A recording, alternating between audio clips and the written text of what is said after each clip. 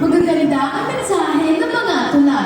Tumugon sana tayo sa panawagan na simulan sa ating sarili ang pagkakaroon ng kapayapaan. Maraming salamat sa mga kalahok na nagtanghal ng pagbigkas ng tula.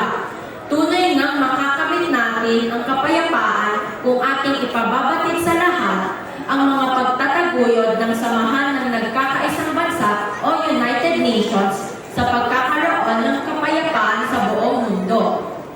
Isinusulong ng samahan na itigil na ang digmaan dahil nadadamay ang mga inosente at kaawa-awang mga kabataan na masisira ang kinabukasan.